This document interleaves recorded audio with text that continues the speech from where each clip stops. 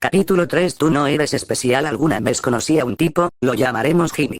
Jimmy siempre andaba con varios negocios al mismo tiempo. En un día cualquiera, si le preguntabas qué estaba haciendo, te recitaba de un jalón el nombre de una firma a la que le realizaba una consultoría, te describía una aplicación móvil de medicina para la que buscaba inversionistas, te platicaba acerca de un evento de caridad en el que sería invitado para dar el discurso de cierre o la idea que tenía para un tipo de bomba de gas más eficiente que le haría ganar millones. El hombre siempre andaba por todos lados y si le dabas un ápice de tu atención, te pulverizaba contándote lo increíble que era su negocio, lo brillantes que resultaban sus ideas y dejaría caer tantos nombres de gente famosa que te sentirías como si estuvieras hablando con un reportero de espectáculos. Jimmy era positivo todo el tiempo. Siempre empujando hacia adelante, siempre trabajando un nuevo ángulo. Un tipo ambicioso. El problema era que Jimmy también era un holgazán. Mucha plática y cero acción. Drogado la mayoría del tiempo y gastando tanto dinero en bares y restaurantes finos como en sus ideas de negocio, era una sanguijuela profesional, vivía de los recursos monetarios bien ganados de su familia y de gente que conocía en la ciudad, a la que mareaba con falsas ideas de la tecnología del futuro. Claro, a veces le ponía un poco de esfuerzo o tomaba el teléfono y llamaba a alguien importante. Dejaba caer nombres hasta que se le acababan, pero en realidad nunca le fructificaba nada. Ninguno de esos negocios floreció jamás. Sin embargo, el tipo mantuvo esta forma de vida hasta casi cumplir 30 años. Lo mantenían sus novias y buscaba dinero entre parientes cada vez más lejanos. Y la parte más bizarra de todo es que Jimmy se sentía bien haciendo eso. Tenía una confianza en sí mismo que rayaba en el delirio. La gente que se reía de él o le colgaba el teléfono estaba, en su opinión, perdiéndose la oportunidad de su vida. Las personas que descubrían la falsedad en sus ideas de negocio eran demasiado ignorantes o no tenían experiencia para entender su genialidad. Quienes señalaban su vida de vago lo hacían por celos u odiaban que tuviera éxito porque lo envidiaban. Jimmy hizo algo de dinero, a pesar de que usualmente lo obtenía de manera fraudulenta al plagiar las ideas de alguien más y vendiéndolas como si fueran suyas, al obtener préstamos o, peor aún, al convencer a un incauto de que le cediera acciones en su negocio. Incluso, de manera ocasional conseguía que lo contrataran para hablar en público, sobre qué. No me puedo imaginar, y recibir remuneración. Lo peor es que Jimmy se creía sus propias historias. Su delirio era a prueba de balas, tanto, que era honestamente difícil enojarse con él, verlo en acción resultaba sorprendente. En algún momento de los años 60, desarrollar una alta autoestima, tener pensamientos y sentimientos positivos sobre uno mismo, se convirtió en el furor de la psicología. Las investigaciones arrojaron que la gente que se pensaba con alta autoestima por lo general se desenvolvía mejor y causaba menos problemas. Muchos investigadores y responsables políticos de aquella época comenzaron a creer que elevar la autoestima de una población podía desencadenar beneficios sociales tangibles como una menor tasa de crímenes, mejores resultados académicos, mayor empleo, un menor déficit de presupuesto. Como resultado de lo anterior, a principios de la siguiente década, los 70, las prácticas de autoestima empezaron a ser enseñadas a los padres, las enfatizaron terapistas, políticos y maestros, y se adoptaron como política educativa. Las calificaciones infladas, por ejemplo, se implementaron para conseguir que los chicos que no eran tan brillantes se sintieran mejor sobre su bajo aprovechamiento. Se inventaron certificados de participación y trofeos falsos para actividades mundanas y rutinarias. Los niños recibían tareas tontas, como escribir todas las razones por las que creían ser especiales o las 5 cosas que les gustaban más de sí mismos. Los pastores y ministros predicaban en sus congregaciones que cada uno era único y especial a los ojos de Dios, y que estaban destinados a sobresalir de la medianía. Surgieron seminarios de negocios y motivacionales, se coreó el mismo mantra paradójico. Cada uno de nosotros puede ser excepcional y masivamente exitoso. Una generación después, ya tenemos la información. No todos somos excepcionales. Resulta que el simple hecho de sentirse bien con uno mismo en realidad no significa nada a menos que tengas una buena razón para sentirte bien contigo mismo.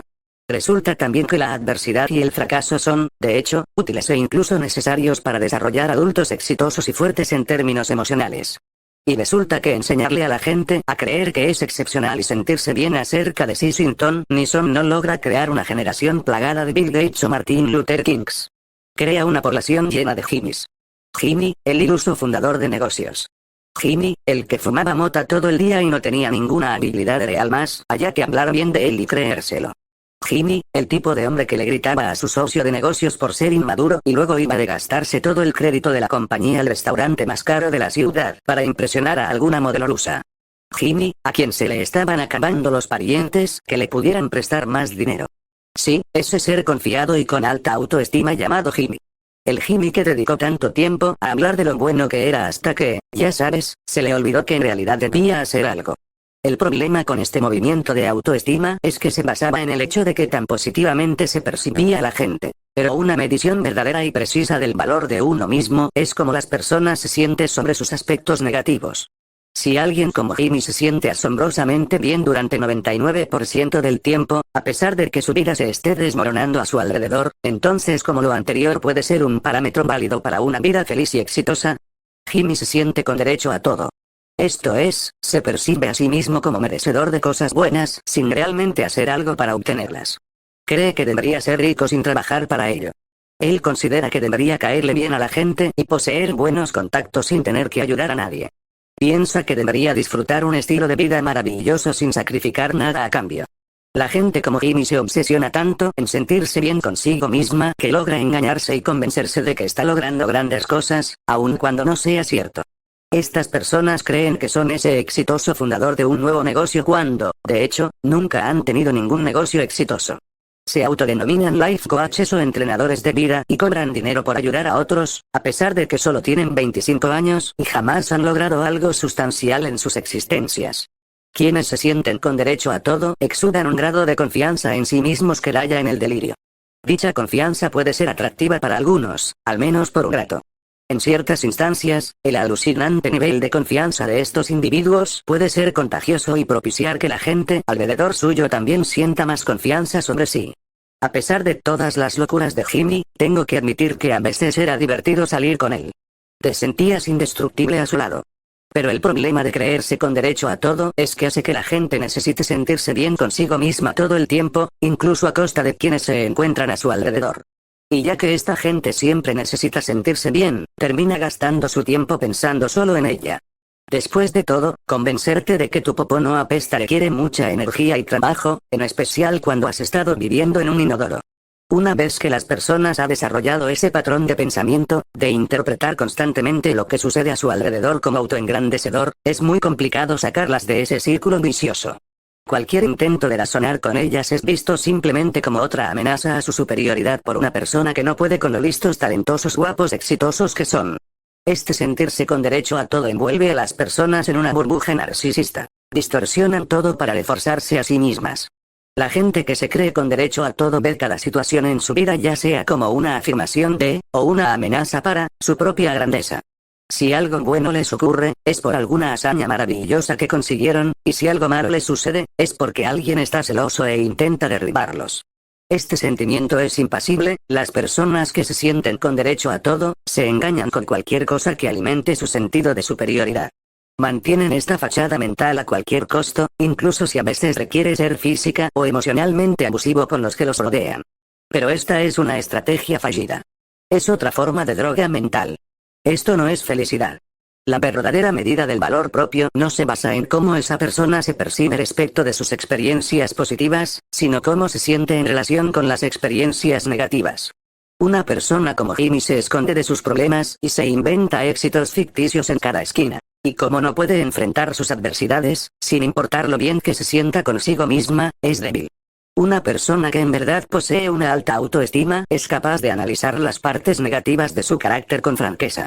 Sí, a veces soy irresponsable con el dinero, sí, confío demasiado en otros para apoyarme, debería confiar más en mí mismo, y después actúan para mejorar. Pero la gente que se siente con derecho a todo, al ser incapaz de reconocer sus problemas de manera abierta y honesta, es incapaz a sí mismo de mejorar su vida de una manera significativa y duradera. Al final, siguen persiguiendo esa sensación de grandeza una y otra vez. Acumulan más y más niveles de negación. Pero eventualmente la realidad pega y los problemas subyacentes volverán a presentarse. Es solo cuestión de cuándo y qué tan doloroso será. Todo se desmorona sentado a las 9 de la mañana durante mi clase de biología, con la cabeza entre las manos, miraba perdidamente el minutero del reloj. Cada tic-tac se enlazaba a las explicaciones de la maestra sobre los cromosomas y la mitosis. Como cualquier puberto de 13 años atrapado en una habitación mal ventilada y con luz fluorescente, me hallaba aburrido. Alguien llamó a la puerta. El señor Price, asistente del director de la escuela, asomó la cabeza. Disculpen la interrupción. Mark, ¿puedes venir conmigo, por favor? Ah, y trae tus cosas. Qué extraño, pensé. A los estudiantes los envían con el director, pero el director rara vez es enviado a los estudiantes. Le cogí mis útiles y salí del aula. El corredor estaba vacío. Cientos de casilleros color beige convergen en el horizonte. Mark, ¿puedes llevarme a tu casillero, por favor? Claro, dije, mientras camino a paso lento por el pasillo, con mis jeans baggies, el cabello largo y mi camiseta de pantera. Llegamos a mi casillero. Ábrelo, si eres tan amable, solicita el señor Price, así que accedo. Da un paso hacia adelante y toma mi abrigo, mi maleta del gimnasio, mi mochila. Todo el contenido del casillero, salvo unos cuadernos y lápices, empieza a caminar de nuevo. Ven conmigo, por favor, dice, sin voltear a verme. Un sentimiento incómodo me invade. Lo sigo hasta su oficina, donde me pide que me siente. Cierra la puerta y le pone seguro. Va hasta la ventana y ajusta las persianas para impedir la vista desde adentro. Me empiezan a sudar las palmas de las manos. Esta no es una visita normal al director. El señor Price se acomoda en su asiento y en silencio comienza a buscar entre mis pertenencias. Revisa bolsillos, abre cremalleras, sacude mi vestimenta de gimnasio y la coloca sobre el suelo. Sin voltear a verme, el señor Price pregunta: ¿sabes qué estoy buscando, Mark? No, contesté. Drogas. La palabra me sorprende. Me quedo atento y nervioso. ¿De drogas? Balbuceo. ¿De qué tipo?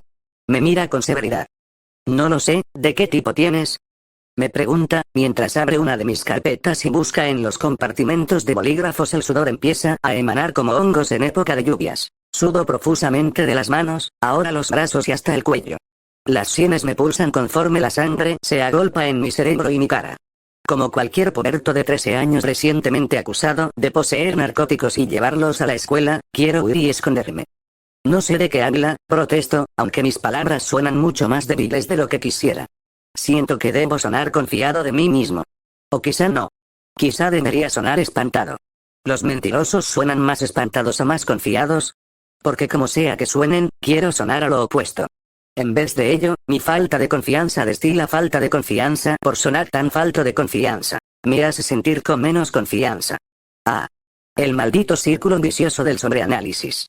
Eso ya lo veremos, dice, y dirige su atención hacia mi mochila, la cual, en apariencia, posee 100 bolsillos. Cada uno de ellos está lleno con su propio conjunto de tonterías de adolescente. Plumas de colores, pedazos de papel con notas que nos pasamos en clase, discos compactos de los 90 con sus estuches quebrados, marcadores secos, un cuadernillo de dibujo con la mitad de las hojas arrancadas, polvo, pelusa y porquería acumulada durante mi exasperante y tortuosa existencia preparatoriana. Debo estar produciendo sudor a la velocidad de la luz porque el tiempo se extiende y se demora de tal forma que lo que son meros segundos en las 9 horas del reloj de la clase de biología ahora se sienten como eones paleolíticos y estoy creciendo y muriendo a cada minuto. Solo estamos el señor Prince, mi mochila, que parece no tener fondo, y yo. En algún punto cerca del período mesolítico, Price termina de registrar mis pertenencias. Sin haber encontrado nada, se le nota nervioso. Voltea la mochila y deja caer toda mi porquería contra el suelo. Ahora suda tan profusamente como yo, excepto que, en lugar de mi terror, está su ira. Así que no traes drogas hoy, ¿eh? Trata de escucharse casual. Negativo, contesto con el mismo tono. Entonces extiende todas mis cosas, separa cada artículo y los apila junto a mi uniforme de deportes. Mi abrigo y mi mochila ahora yacen vacíos y sin vida en su regazo. Suspira y se le queda viendo a la pared. Como cualquier puberto de 13 años encerrado en una oficina con un hombre que lanza airadamente todos sus útiles al piso, quiero llorar. El señor Price escanea los contenidos organizados en la superficie del suelo. Nada ilícito o ilegal, cero narcóticos, incluso nada que vaya contra las políticas de la escuela. Suspira y deja caer el abrigo y la mochila también al piso. Se agacha y pone los codos sobre las rodillas, para encontrarse cara a cara conmigo. Mark, te daré una última oportunidad de ser honesto conmigo. Si eres honesto, esto resultará mucho mejor para ti, pero si estás mintiendo, entonces será mucho peor. Como si fuera premeditado, trago saliva. Ahora, dime la verdad, demanda Price. ¿Trajiste hoy drogas a la escuela? Conteniendo las lágrimas, y ahogando los gritos que quieren escapar de mi garganta, enfrento a mi verdugo, y con una voz suplicante, que muere por ser relevado de estos horrores adolescentes, le digo. No, no tengo nada de drogas. No tengo ni idea de lo que habla. Ok, expresa, dejándose vencer. Supongo que puedes recoger tus cosas y retirarte. Le da una última y larga mirada a mi mochila, que posa tendida en el suelo de su oficina cual promesa rota. Pone casualmente la punta de su zapato sobre mi maleta escolar, le propina unos golpecitos, en un último esfuerzo por hallar algo. Yo espero con ansias que se levante y se vaya para poder seguir con mi vida y olvidar esa pesadilla. Pero su pie se topa con algo. ¿Qué es esto?, inquiere, mientras continúa golpeando con el pie. ¿Qué es qué?, pregunto. Aquí hay algo, levanta la mochila y empieza a palpar el fondo de ella. Para mí, la habitación comienza a nublarse y todo se mueve. Cuando era chico, era inteligente. Era amistoso. Pero también era un cabrón. Lo digo de la manera más amorosa posible. Era un rebelde y mentiroso cabroncito, enojado y lleno de resentimiento. Cuando tenía 12 años, hackeé el sistema de seguridad de mi casa con imanes del refrigerador para poder escabullirme a medianoche. Un amigo y yo poníamos el coche de su mamá en neutral y lo empujábamos hasta la calle para que pudiéramos manejarlo sin que ella se despertara. En las tareas, escribía sobre temas como el aborto porque sabía que mi maestra de inglés era una cristiana súper conservadora. Otro amigo y yo le robábamos cigarros a su mamá y los vendíamos a los niños afuera de la escuela. Y también había dispuesto un compartimiento secreto en el fondo de mi mochila para esconder mi marihuana. Ese era el mismo compartimiento secreto que el señor Price descubrió al pisar las drogas que se hallaban ocultas en él. Yo había mentido. Y tal como lo prometió, Price no tuvo piedad. Un par de horas después, como cualquier puberto de 13 años esposado en el interior de una patrulla, creí que mi vida había terminado. Y de alguna forma no estaba tan equivocado. Mis padres me pusieron en cuarentena en la casa. No tendría más amigos en el futuro previsible. Ya que fui expulsado de la escuela, recibiría educación a domicilio por lo que restaba del año. Mi madre me obligó a cortarme la melena y tiró todas mis camisetas de Marilyn Manson y Metallica, lo cual, para un adolescente en 1998, equivalía a ser sentenciado a muerte por aburrido. Mi padre me arrastraba a su oficina todas las mañanas y me ponía a archivar documentos durante horas. Una vez que la educación en casa terminó, me inscribieron en una escuela pequeña, privada y cristiana, donde, y supongo que no les sorprenderá, no encajé. Y justo cuando finalmente dejé las drogas y había aprendido el valor de la responsabilidad y la disciplina, mis progenitores decidieron divorciarse. Cuento todo esto para que se comprenda que mi adolescencia apestó. Perdí a todos mis amigos, mi comunidad, mis derechos legales y mi familia en un lapso de 9 meses. En mis 20, mi terapeuta llamaría a esto una etapa verdaderamente traumática y yo me pasaría más de una década trabajando en desenmarañarlo y tratando de convertirme en un desgraciado menos ensimismado que se cree con derecho a todo. El problema con mi vida hogareña de aquellos tiempos no son las cosas terribles que se hicieron o se dijeron. Peor aún, fueron todas las cosas terribles que necesitan ser dichas y hechas, pero no lo fueron. La capacidad de mi familia para negar la realidad es equiparable a la manera en la que Warren Buffett genera dinero o las Kardashian tienen sexo. Somos campeones en ello. La casa podría estar ardiendo en llamas con nosotros dentro y alguien habría hecho un comentario como: "Ay, no, todo está bien. Quizás hace un poco de calor aquí, quizá, pero, de veras, todo está bien". Cuando mis padres se divorciaron, no hubo platos rotos, portazos ni discusiones a gritos sobre quién había engañado a quién. Una vez que a mi hermano y a mí nos aseguraron que no era nuestra culpa, tuvimos una sesión de preguntas y respuestas. Sí, leíste bien. Sobre la logística de dónde viviríamos ahora y con quién. Nadie derramó una sola lágrima. Nadie levantó la voz. Lo más cercano a una respuesta emocional que logramos observar mi hermano y yo de mis padres fue escuchar: nadie engañó a nadie. Ah, eso es bueno. Hacía un poco de calor en la habitación, pero, de veras, todo estaba bien. Mis padres son gente buena. No los culpo por todo esto, ya no más, por lo menos. Y los amo mucho. Ellos tienen sus propias historias, sus propios caminos y sus propios problemas, igual que los tienen todos los padres. Justo como sus progenitores a su vez los tuvieron y los padres de sus padres, etc. Y como todos los padres, los míos, con las mejores intenciones, compartieron conmigo algunos de sus problemas, como de seguro yo lo haré con mis hijos. Cuando situaciones en verdad traumáticas suceden en nuestras vidas, empezamos a sentir inconscientemente que tenemos problemas que nunca seremos capaces de resolver. Y esta inhabilidad asumida para solucionar tus dificultades causa que nos asumamos miserables e indefensos. Lo anterior también propicia que suceda algo más. Si tenemos problemas que no se pueden resolver, nuestro inconsciente cree que somos ya sea singularmente especiales o que somos singularmente defectuosos, que no nos parecemos a nadie y que las reglas aplican diferente para nosotros. En otras palabras, nos creemos con derecho a todo. El dolor de mi adolescencia me condujo a sentirme con derecho a todo, situación que perduró hasta mis primeros años de adulto. Mientras la creencia de Jimmy de sentirse con derecho a todo se daba en el campo de los negocios, donde él jugaba a ser un emprendedor exitoso, yo me sentía con derecho a todo en mis relaciones, particularmente con las mujeres. Mi trauma estaba relacionado con la intimidad y la aceptación, así que experimentaba una constante necesidad de sobrecompensar, de probarme a mí mismo que era amado y aceptado todo el tiempo. Como resultado de lo anterior, pronto me hallaba persiguiendo a las mujeres de la misma manera que un adicto se le arrojaría a un hombre de nieve hecho de cocaína. Les hacía el amor con dulzura y luego rápidamente me asfixiaba en él. Me convertí en un jugador, inmaduro, egoísta y, solo algunas veces, encantador. Así inició una larga serie de relaciones superficiales y enfermizas durante casi una década. No era tanto el sexo lo que me impulsaba, aunque el sexo resultaba divertido. Era el sentido de validación. Era deseado, era amado y, por primera vez desde que podría recordar, valía algo. Mi necesidad de validación rápidamente dio pie a un hábito mental de autoengrandecimiento y sobreindulgencia. Me sentía con derecho de hacer o decir lo que quisiera, de romper la confianza de la gente, de ignorar sus sentimientos y luego justificarme con disculpas malas y poco sinceras. A pesar de que ese período ciertamente tuvo sus momentos de diversión, emoción, y de que conocía mujeres fantásticas, mi vida era más bien un desastre total. A menudo no tenía trabajo, vivía en las salas de mis amigos o con mi mamá, bebía más de lo que debía, evitaba a mis amigos, y cuando conocía a una mujer que de verdad me gustaba, mi egoísmo pronto echaba todo a perder. A más profundo el dolor, más indefensos nos sentimos frente a nuestros problemas, y para compensar ese dolor nos creemos con más derecho a todo. Este sentimiento se da en alguna de dos formas. 1. Soy increíble y los demás son unos perdedores, así que merezco un trato especial. 2. Soy un perdedor y el resto de ustedes es increíble, así que merezco un trato especial. Una forma de pensar opuesta en lo exterior, pero con el mismo relleno cremoso egoísta en el medio. De hecho, seguramente verás a esas personas ir de un sentimiento a otro y de regreso. O se sienten en la cima del mundo o el mundo está encima de ellos, según del día de la semana o lo bien que les esté yendo con su adicción particular en ese momento.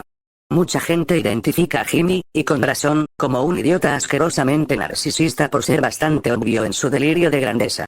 Lo que muchas personas no identifican correctamente es ese sentirse con derecho a todo en las otras personas, cuando éstas se consideran inferiores e indignas de este mundo.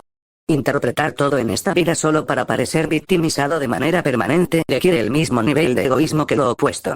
Se necesita la misma energía y el mismo engrandecimiento delirante para mantener la creencia de que uno tiene problemas inconmensurables o asumir que no enfrentas ninguno. La verdad es que no existe tal cosa como los problemas personales.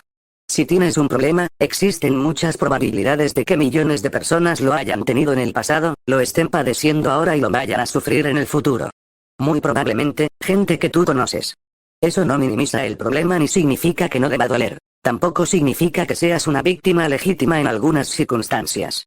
Solo significa que tú no eres especial. Con frecuencia, darse cuenta de esto, que tú y tus problemas no son privilegiados en severidad o dolor, es el primer y más importante paso para resolverlos. Sin embargo, por alguna razón, parece que cada vez más y más personas, en particular los jóvenes, están olvidando eso. Numerosos profesores y educadores han notado una falta de resiliencia emocional y un exceso de demandas egoístas en los jóvenes de ahora. No es poco común que ciertos libros sean removidos de un programa educativo por la simple razón de que hicieron sentir mal a alguien. A los oradores y profesores les gritan y los suspenden por infracciones tan sencillas como sugerir que algunos disfraces de Halloween en realidad no eran tan ofensivos. Los consejeros escolares notan que cada vez más estudiantes exhiben signos severos de estrés emocional sobre lo que, en otras épocas, eran experiencias propias de la rutina de las universidades, como una discusión con tu compañero u obtener una calificación baja en clase. Es extraño que en una época en la que estamos más conectados que nunca, sentirse con derecho a todo parezca mantenerse como la droga común. Algo acerca de la tecnología reciente parece permitir que nuestras inseguridades se descontrolen como nunca antes. Mientras más libertad poseemos para expresarnos, más queremos para ser libres de tener que lidiar con alguien que pueda estar en desacuerdo con nosotros o que nos irrite. Mientras más expuestos estamos a puntos de vista opuestos, parecemos estar más molestos de que esos otros puntos de vista existan. Mientras nuestras vidas se vuelven más fáciles y más libres de problemas, más nos sentimos con el derecho de que éstas sean aún mejores. Los beneficios del Internet y de las redes sociales son fantásticos e incuestionables. En muchas formas, este es el mejor momento para estar vivos. Pero quizás dichas tecnologías traen consigo consecuencias sociales no previstas. Tal vez estos avances tecnológicos que han liberado y educado a tantos, simultáneamente refuerzan, más que nunca, ese sentirse con derecho a todo. La tiranía del excepcionalismo. Muchos de nosotros somos bastante promedio en las cosas que hacemos. Incluso si eres excepcional en algo, la probabilidad es que seas promedio o mediocre en la mayoría de las otras cosas. Esta es simplemente la naturaleza de la vida. Para ser de verdad bueno en algo, debes dedicarle toneladas de tiempo y energía. Y como tenemos un tiempo y una energía limitados, pocos nos volvemos en realidad excepcionales en más de una cosa, si es que lo logramos. Podemos decir que existe una improbabilidad estadística de que una sola persona sea extraordinaria en todas las áreas de su vida, o incluso en varias. Los empresarios brillantes por lo general son unos fracasados en sus vidas personales. Los atletas extraordinarios son regularmente superficiales y tan tontos como una piedra con lobotomía. Muchas celebridades de seguro están tan desorientadas en sus vidas como la gente que se deslumbra con ellas y sigue todos sus movimientos. Todos somos, en la mayoría de los casos, gente bastante promedio. Y son los extremos los que acaparan toda la atención. Como que esto ya lo sabíamos, pero rara vez lo pensamos o hablamos al respecto, y ciertamente nunca discutimos por qué podría ser un problema. Es magnífico tener acceso a Internet, Google, Facebook, YouTube, y a más de 500 canales de televisión, pero nuestra atención es limitada. No hay manera de que podamos procesar las inmensas olas de información que nos rodean constantemente. Entonces, los únicos ceros y unos que logran romper la barrera y captar nuestra atención son las piezas de información de verdad excepcionales, aquellas en el percentil 99.999. Todo el día, cada día, somos inundados con lo realmente extraordinario. Lo mejor de lo mejor. Lo peor de lo peor. Lo más impactante de las capacidades físicas. Las bromas más hilarantes. Las noticias más trascendentes. Las amenazas más aterradoras. Sin parar. Nuestras vidas hoy están llenas de la información de los extremos de la experiencia humana, porque en el negocio de los medios eso logra que abras los ojos con sorpresa y atrae los dólares. Esa es la verdad última. Sin embargo, la vasta mayoría de la vida reside en el monótono medio. La vasta mayoría de la vida no es extraordinaria. De hecho, es bastante promedio. Dicha marea de información extrema nos ha condicionado a creer que el excepcionalismo es el nuevo estado normal, y debido a que casi todo el tiempo todos somos demasiado promedio, el diluvio de información excepcional nos hace sentir muy inseguros y desesperados, porque claramente no estamos siendo lo suficientemente buenos. Así que sentimos más y más la necesidad de compensar a través de creernos con derecho a todo, y por medio de las adicciones.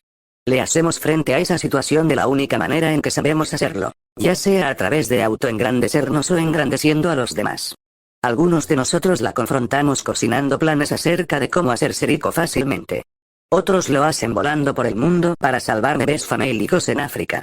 Unos más lo hacen al procurar ser los mejores en la escuela y ganar todos los premios. Otros, al abandonar los estudios. Y algunos más, intentando tener sexo con cualquier cosa que hable y respire.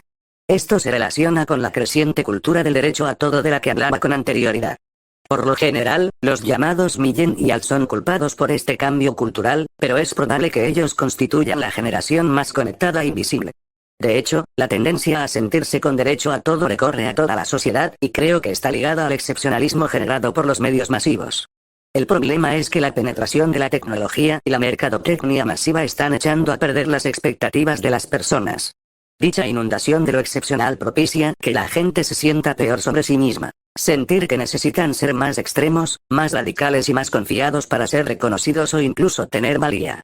Cuando era joven, mis inseguridades respecto de la intimidad fueron exacerbadas por las ridículas narrativas de la masculinidad que circulaban en la cultura pop.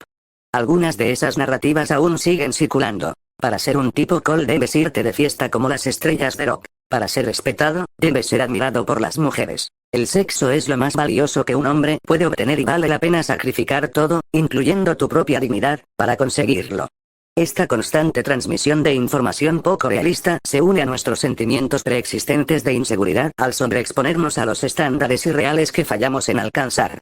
No solo nos sentimos sujetos a problemas que no tienen solución, sino que nos asumimos perdedores porque una simple búsqueda en Google nos muestra miles de personas que no enfrentan esos mismos problemas. La tecnología ha resuelto nuestros antiguos problemas económicos al darnos nuevos problemas psicológicos.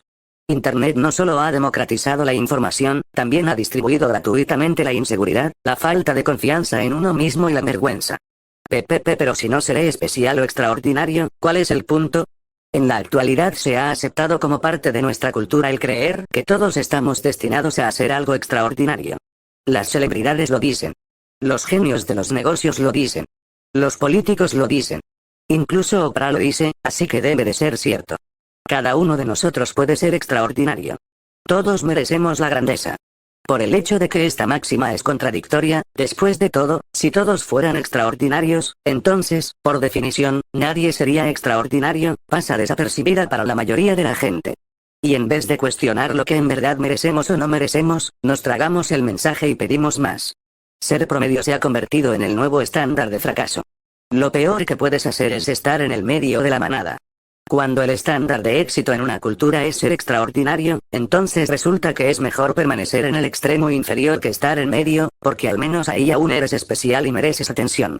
Mucha gente escoge esta estrategia. Probarles a todos que ellos son los más miserables, los más oprimidos o los más victimizados. Muchas personas tienen miedo de aceptar la mediocridad porque consideran que si lo hacen jamás lograrán nada, nunca mejorarán y su vida no valdrá nada. Este tipo de pensamiento es peligroso.